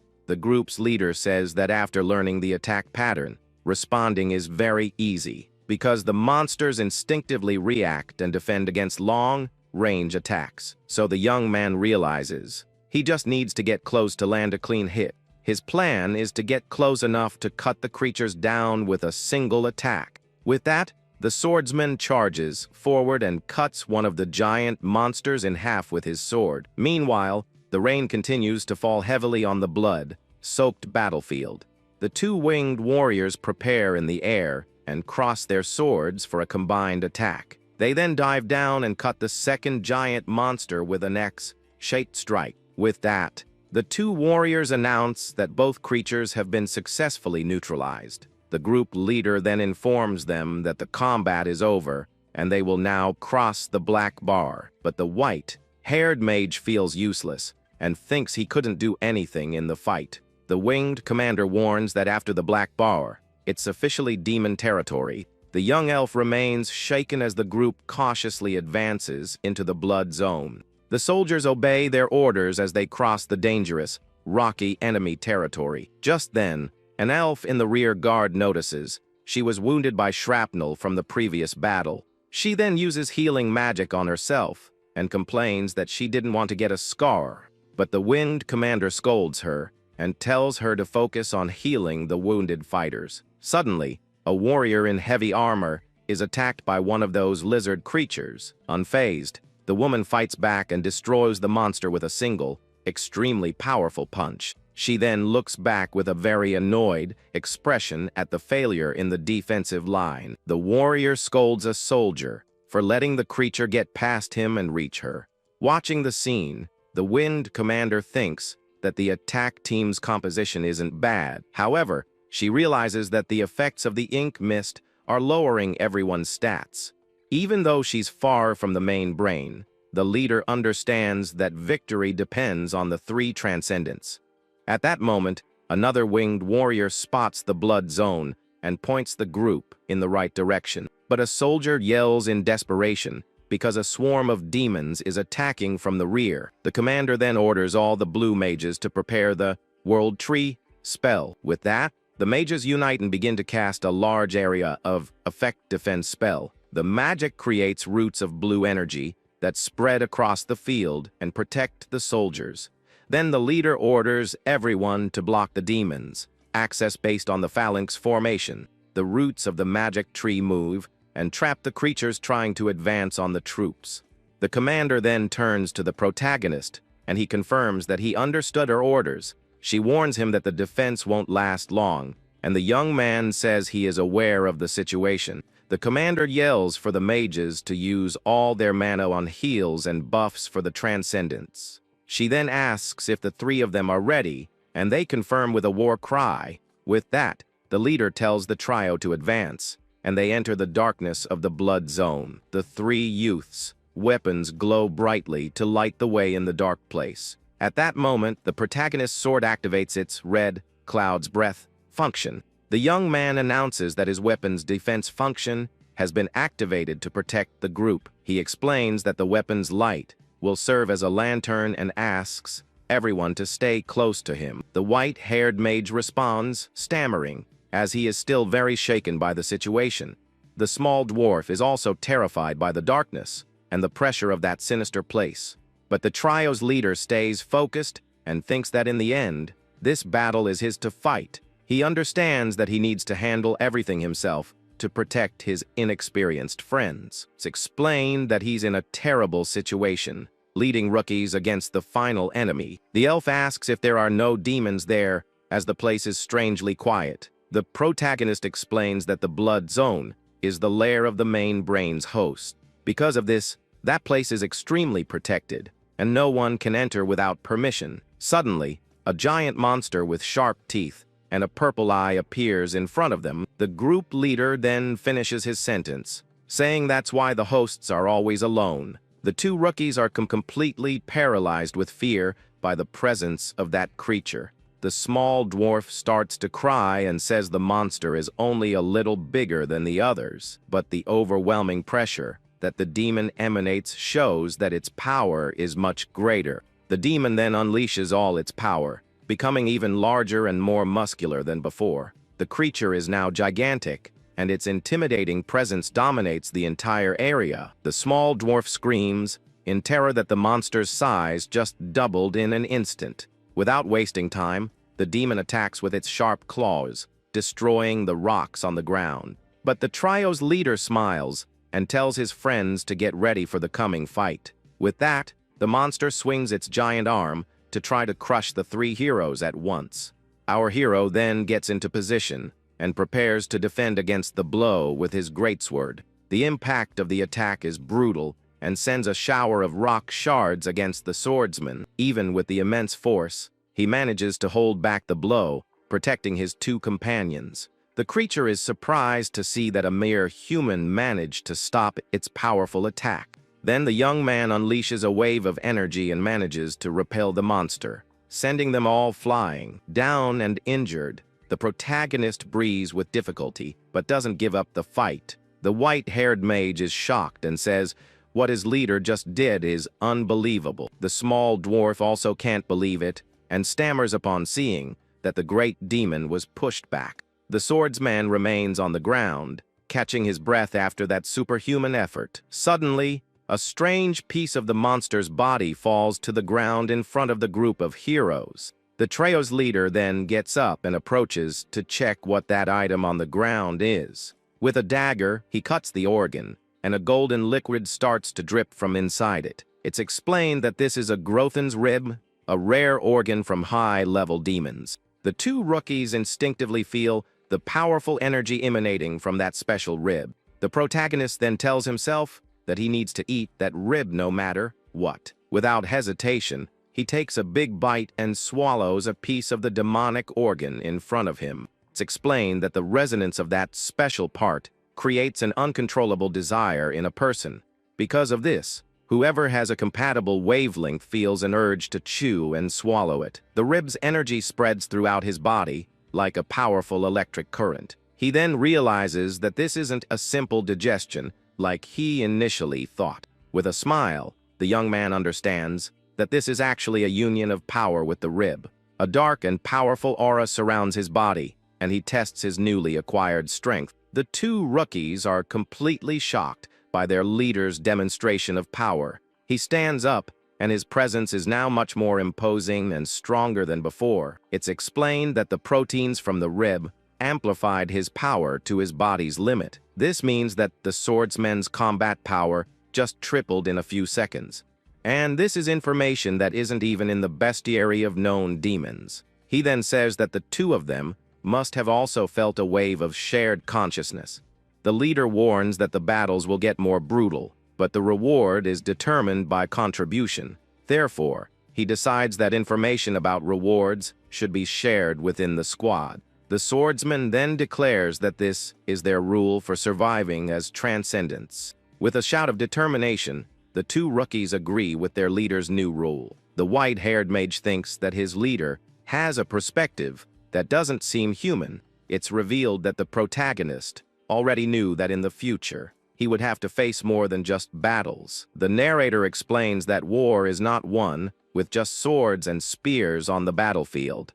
He says the dirtiest part of it all are the political games played by those who remain hidden. The protagonist had already noticed the cowardice of his superiors, who stole his achievements. Meanwhile, the names of those who truly fought and shed their blood. The young man already felt that their names would be completely erased from the historical records. Elsewhere, an old man with an eye patch is attacked by a creature and thinks it's too late. Lying on the ground, he desperately wonders if he's going to go out in such a pathetic way. At that moment, he has a flashback and remembers an elf friend who refused to drink. He also recalls his friend getting a big scolding from his wife because of him. Injured, the old man laments because he lived in a world full of regrets and pain. But even so, he gets up with a determined look and doesn't give up the fight. With that, the warrior charges forward and is surrounded by masked soldiers with sharp spears. One of the soldiers then observes the scene and yells that the demons are being defeated. Another elf adds, shocked, that the creatures are being completely annihilated. Seeing the victory, a winged warrior orders everyone to deactivate the protective barrier. With that, the purple swamp begins to disappear, and a glowing leaf falls to the ground. The warrior says that's a white cloud tree, proving there are no demons nearby.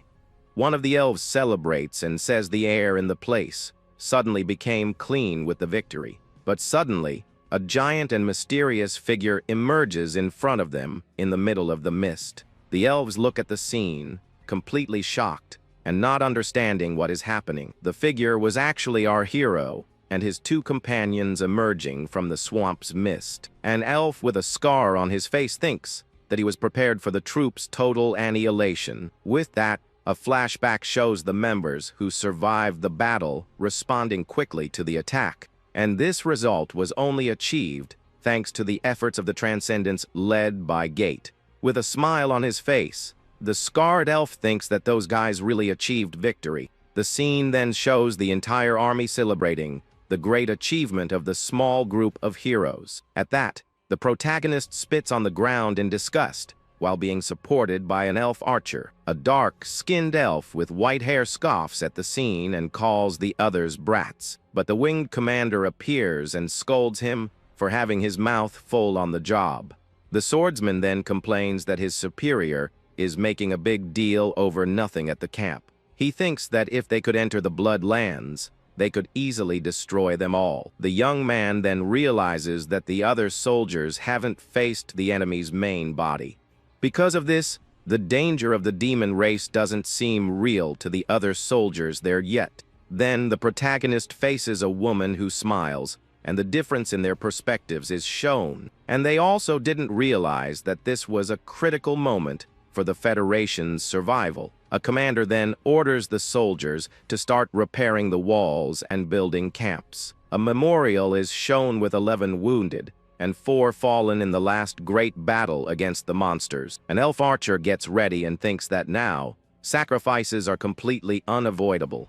With that, She fires an arrow that hits a purple energy monster on the battlefield. The elf then says they need to hurry and build the defenses because the monsters have returned. Atop the wall, two soldiers are talking, and one of them says that conquering the lands isn't the end. A commander then calls a soldier named Asen to help him with an important task, but the young man complains that he needs to move materials and that his knees are hurting a lot right now. Angrily, the old man yells that the big guys need to help and asks the protagonist to move the blocks. Then the swordsman picks up two giant stone blocks and carries them without any effort. The commander is completely shocked by his subordinate's absurd display of strength. Another soldier also watches the scene and is left speechless by what he just witnessed. The old man then asks if it isn't heavy, and the young man says it's pretty easy to carry. A female warrior asks if it's really not that heavy, and the commander tells her to try lifting the stone herself. Watching the scene, a young soldier understands that this is the true power of a transcendent. The protagonist then stares at the ruins and thinks that the entire continent once belonged to the Federation. He then looks to the side and thinks about the word Cunity. With a very suspicious look at that moment, an inspector named Norman arrives and announces a message from headquarters. The old man asks what he wants. As everyone there is very busy with construction, the messenger then reveals that the next batch of recruits has already received their new powerful weapons. The commander is surprised by the news and says that this was much faster than usual. With that, the soldiers become hopeful for the arrival of their successors on the battlefield. Our hero observes the situation and seems to be thinking about something very important at that moment. The messenger then salutes and prepares to return to his position in the camp. It is then revealed that from within the red clouds, the sacred weapons have finally appeared. The first sacred weapon revealed is the Decaphon gauntlet, called Tear of Fury. At that moment, a soldier screams in desperation and confirms that the approaching troops are giants. With a smile on his face, the one-eyed commander says that this is great news for them. With that, a group of soldiers gathers and begins to laugh in a very malicious way. One of the warriors then smiles and thinks that his direct subordinate is finally arriving. He then clenches his fist and says that whoever the rookie is, he can consider himself a goner. With an insane look, the soldier finishes his sentence, saying he will show the recruit what a real nightmare is. The story takes us to a military training ground where an instructor is yelling at a bunch of recruits. Then, the white-haired man complains that these rookies from the giant clan are huge and noisy. Among them is recruit number 8, Goliath, a combat sambo champion, and we also have number 1, known as Titan. This is Titan, a muscular guy who is a 5-time decathlon champion and a world record holder. But the instructor isn't impressed and thinks these fancy titles are useless in a real war. With that, he wonders why a transcendent like him was sent to a boot camp at such a critical time and goes back to yelling. Meanwhile, an elf and a woman talk worriedly about how they're going to defend the front line by themselves. Elsewhere, a superior with an eye patch orders the instructor to handle the training of the giant clan's troops. The old man with the eye patch adds that it's more comfortable at the main base and that he should just get this new batch shipped out quickly. Our instructor realizes his superior is just afraid the blame will fall on him if something goes wrong. With no choice, the young man says that orders are orders and turns to leave. Just then, the superior calls him by his name, Maurice. As the young man walks away, Maurice then turns around with a smile and tells the elf to practice what he taught him. The elf gets all scared and stammers, saying he got the message from his superior. At that moment, the man with the eye patch looks at some papers and hopes those two can manage on their own. Outside, Maurice studies a paper and starts planning what he'll do on the first day. With a serious look, he tells someone to get out of the way so he can pass, and who appears is Goliath, now in armor, yelling for everyone to pay attention and complaining about the noise. She explains that the first day was supposed to be for rest, but a situation came up, and they'll have to do the exams now. The instructor then reveals that one of them will lift the Deca, weapon and become a transcendent. The recruits get confused and start whispering about what this deca, weapon and transcendent could be. The woman then announces that the others will be sent to nearby units and must uphold the clan's honor. Maurice watches everything and thinks she's doing well, remembering that she practiced every night. He then sees a superior officer named Drenane who looks worn out and asks to be put out of his misery. This elf was transferred to the kitchen and is crying because the giant clan members eat too much. In desperation, he grabs Morris, saying he'd rather fight demons than cook for 22 hours a day. Maurice then notices a cafeteria officer dragging a cook who tried to hide to avoid working. After that, an instructor tells everyone to form lines for the physical exam in the order their names are called. Some recruits crowd around a board to check the results of the physical exam that were just posted. Looking at the board, one of them comments that, based on the results, the candidates for Transcendent have been narrowed down to just 2. A chart shows the height and weight of Titan and Goliath, revealing that both are much larger than average. In the grip strength test, the guy also does slightly better than his direct rival. And even in the stone carrying challenge, the big guy manages to do more reps than Goliath. So, one of the recruits concludes that the 2 competitors are basically at the same power level. Meanwhile, Goliath is remembered as the great combat sambo champion in the open weight category. This gets the other recruits excited, wondering who will win the great showdown of the century. Recruit number 1 looks very serious and confident as he listens to the other soldiers' comments. A colleague tells the young woman that they're talking about her, but the fighter simply says to ignore them. However, one specific recruit gets annoyed because he thinks he and that other guy are in different leagues. Angrily, the man then walks toward the champion's group with a not so friendly look on his face. He then extends his bandaged hand to greet the girl, who watches him carefully. Next, the guy asks if she's Goliath and introduces himself with a confident smile on his face. The young woman confirms it's her and shakes the recruit's hand with a lot of force, showing her power. He smiles maliciously and says it's a great pleasure to finally meet her. The 2 shake hands with absurd strength, demonstrating their power to each other in that moment. One of the recruits watching the scene is surprised by the intensity of that handshake. Just then, the man asks what it's like to make money by getting paid to get beat up in exhibition matches. The girl becomes furious with the taunt and mentally curses the guy out because of the comment, but the recruit just laughs and says she handles the pain of that handshake very well.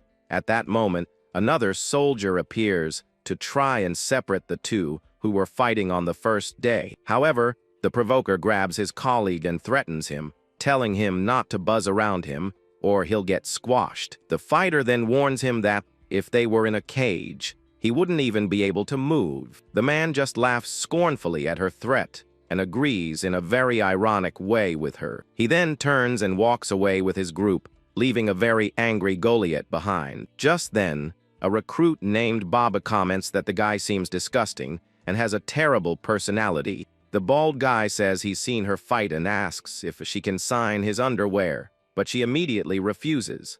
He then suggests that she take that guy down during the next fight in the trench.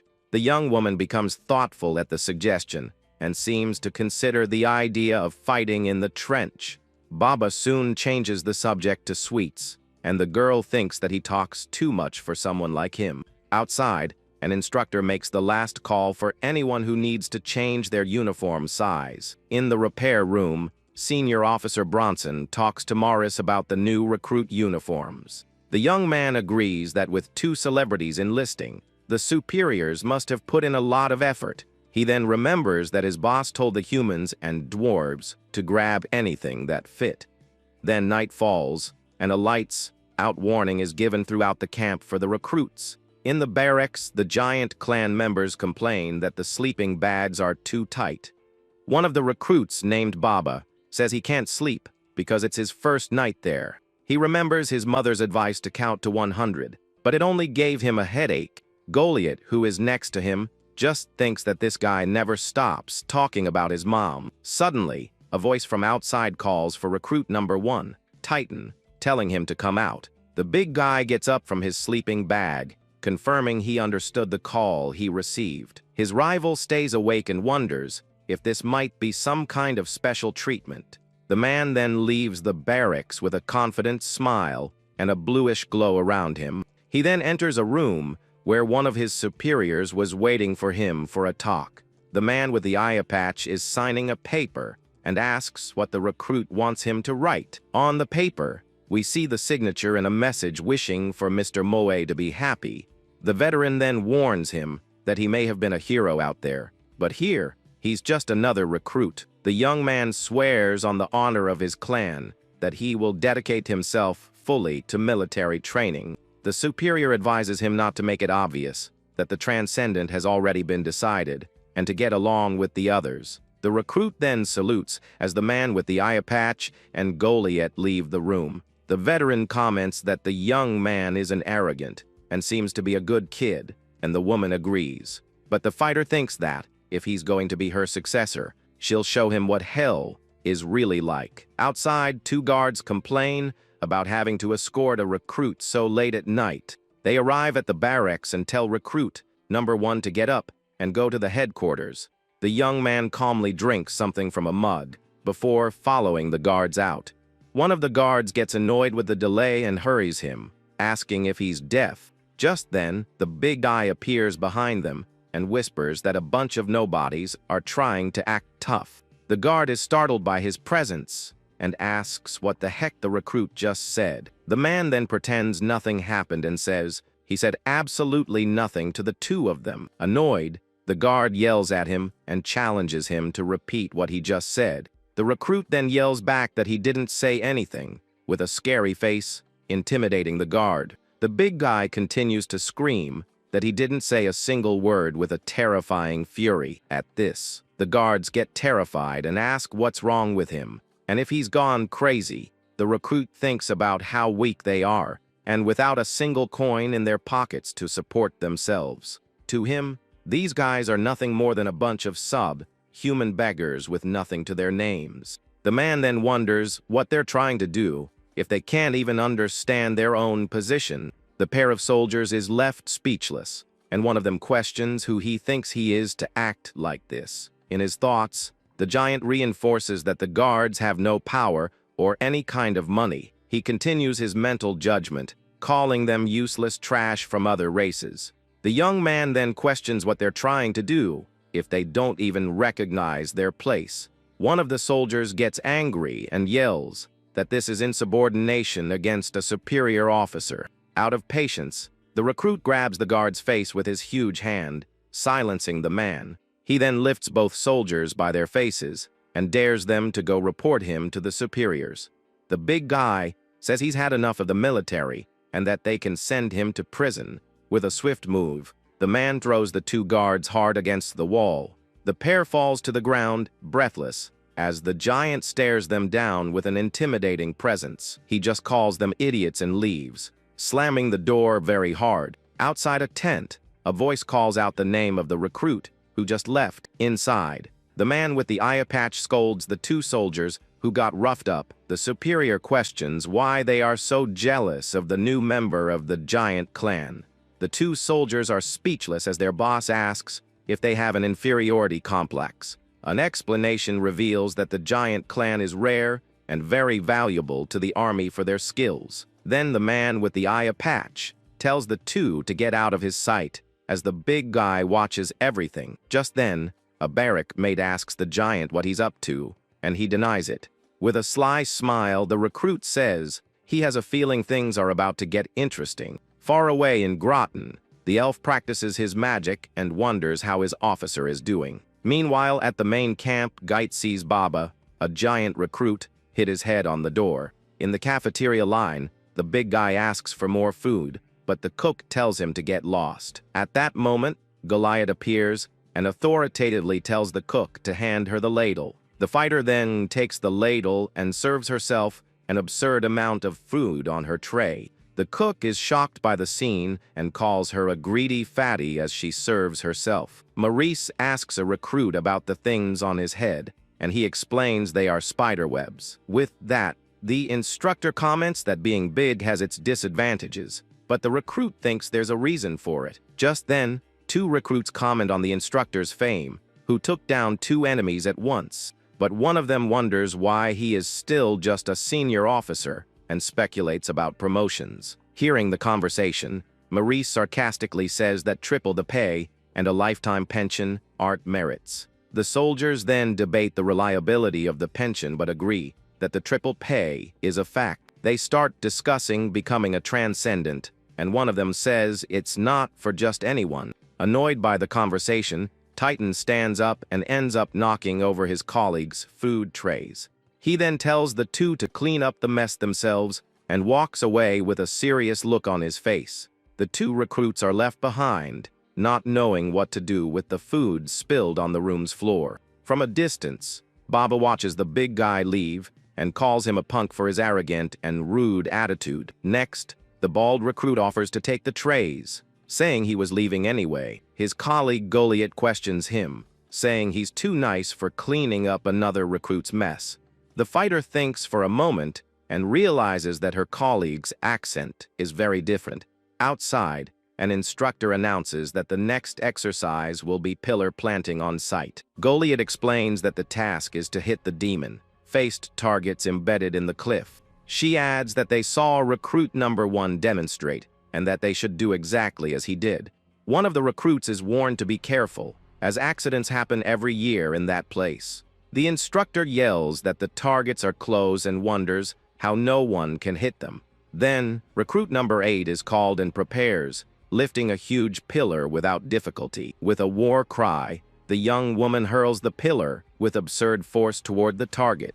The pillar hits the center of the target with a devastating impact, shattering the stone wall. The other recruits are impressed by the scene and realize that it was actually possible. Titan, watching from a distance, gives a slight smile, seeming challenged by her strength. Baba then compliments Goliath's throw and asks where she's from because of her accent. He says he's from the north and asks if his accent is sexy, but she tells him to knock it off. The young woman asks if the north isn't where the Corona plague was currently spreading. The bald guy brags that his clan is immune to plagues, and that only inferior humans succumb. Goliath then questions if there really is a giant clan settlement in the place he mentioned. He gets flustered and says there are a good number of them there, and then he's called for the exercise. Then, recruit number 15 gets ready for his throw, lifting a giant pillar. With a powerful thrust, the big guy launches the pillar with all his might toward the target,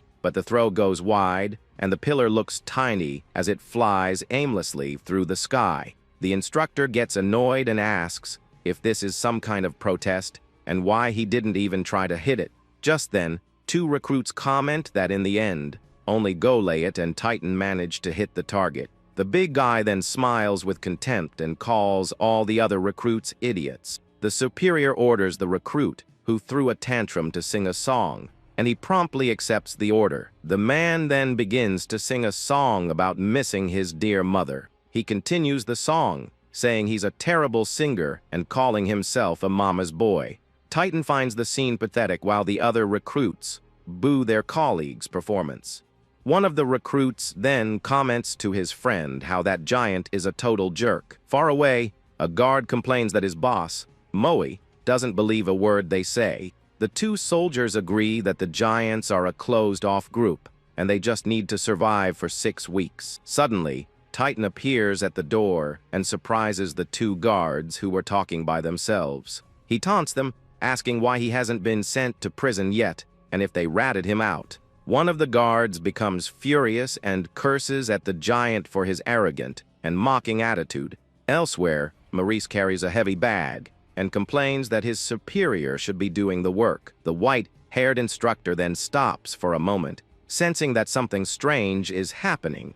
He turns around and sees Titan sitting on a staircase with another recruit beside him, and to his surprise, the two guards from before are tied up and shirtless, looking injured. The giant then dries himself with a towel, with the two tied up and fallen soldiers behind him. The scene cuts back to the recruits, commenting on the instructor's fame as a transcendent. At that, The giant gives a sinister and malicious smile as he watches the situation unfold. Maurice then approaches and asks what they are doing and why the guards are shirtless. One of the soldiers points at the giant and accuses him of being responsible for this whole mess. The big guy tries to hold back his laughter with a hand over his mouth, finding the whole situation very amusing. He then stands up and faces the instructor, saying he's heard a lot about him. The man introduces himself as Titan and says he came to introduce himself since he'll be joining the Transcendent Force. The instructor just stares at him with a serious look, his yellow eyes glowing intensely. The giant then extends his hand for a handshake, with the senior officer present there. With a confident smile, he says he's going to assess just how strong this so-called Transcendent is. The two shake hands, and a powerful energy is released at the moment of their greeting. The big guy applies immense force, trying to crush the instructor's hand, who kneels. But the man is surprised because the officer doesn't seem to be reacting to his show of power. The silver-haired young man then calmly asks what he thinks he's doing there. He stares at him with a sinister smile, his yellow eyes glowing menacingly. Maurice then shows his true strength and asks if that was what the giant was trying to do. The big guy is in shock from the pain, and his expression changes completely from confident to terrified. He then lets out a scream of pure agony as his hand is crushed by the instructor's strength.